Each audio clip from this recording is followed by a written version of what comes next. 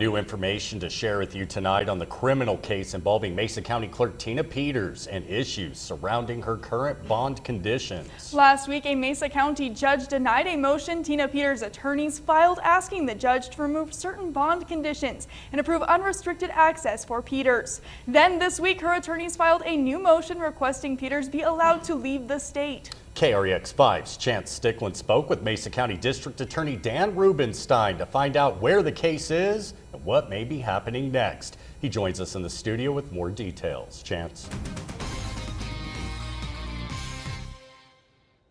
Rob Jocelyn, it's almost as if the Mesa County court system is playing a game of Where's Waldo when it comes time to Tina Peters. The defense filed new motions last week in Peters' criminal case claiming official misconduct and equipment tampering. The DA is now waiting for a response from the judge.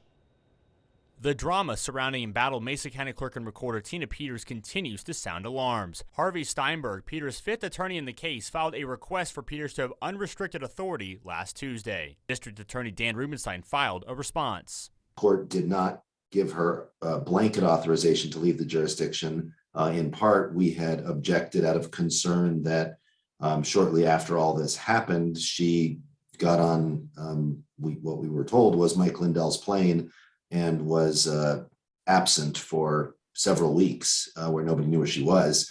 And so it was a concern to us that she have unrestricted authority to leave the state. The judge sided with Rubenstein last Friday night and denied the attorney's motion to give Peters unrestricted authority. Now Rubenstein's office has filed another response to a new request from Peters' attorney to allow her to travel outside the state of Colorado.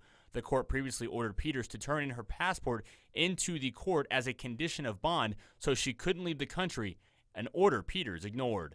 She has not yet surrendered her passport. She's been out on bond for quite some time and has not followed that condition of the court's order. And most recently, Peters filed yet another motion requesting to leave on an individual basis, citing a variety of out-of-state conferences she wishes to attend. Once again, Rubenstein objected to that on the grounds that she still has not followed the condition of surrendering her passport and has not really explained in any detail when she intends to leave the state, when she intends to return for each of these conferences, just not the sort of level of specificity that we would normally get. Rubenstein says Peters also got rid of her phone, which he believes makes her a flight risk. I mean, normally if you're going to ask permission to have an exception to the rule of staying within the jurisdiction of the court, you would identify where you're going to be, how long you're going to be there, why you need to be there. Something Rubenstein said is highly unusual for someone who is asking a judge to remove a bond order to remain in the jurisdiction. I anticipate he will be pretty upset that she still has not turned in her passport.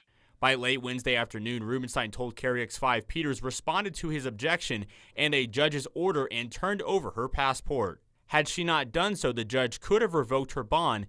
It still remains up to the judge to decide whether or not Peters' bond should be revoked.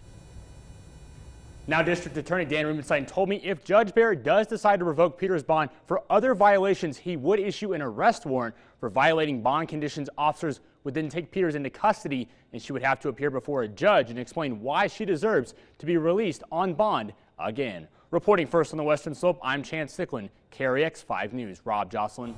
Thank you, Chance.